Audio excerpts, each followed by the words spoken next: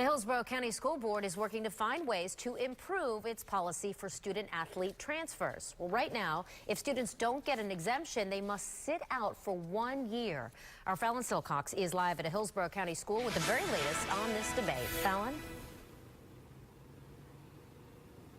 Yeah, right now the school board's handling 20 to 50 appeal cases each month from students who transferred schools but want to play sports. They say the goal, of course, is to cut back on the number of those appeals, and they plan to do that by tightening up the current policy.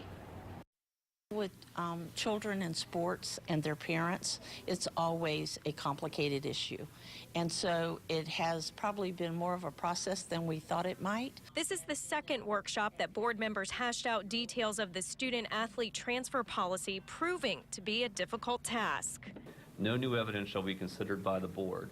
Right now, if student-athletes transfer schools, they must prove to a committee that they've either made a permanent move or been reassigned to a new school by the district, something attorney Peter Hobson, who represents several local families, sees as a problem.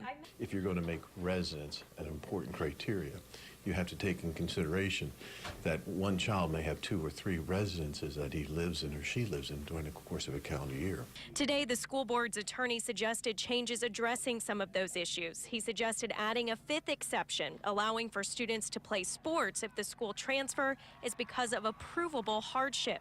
And he suggested that the board not allow families to submit any new evidence at any appeals. It's a simple process to tell somebody no. Just flat no.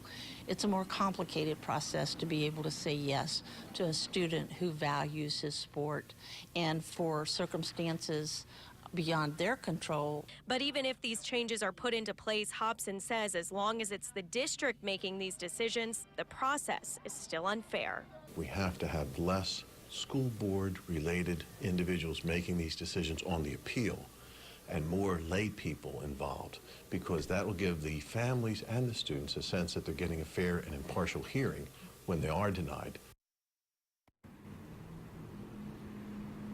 Now the school board's attorney will take all of those suggestions board members made at today's meeting. He'll go ahead and revise that proposed policy. He said it'll probably take him about a month. The school board will review that again, but he doesn't expect any vote until February. For now, we're live in Tampa. I'm Fallon Silcox, ABC.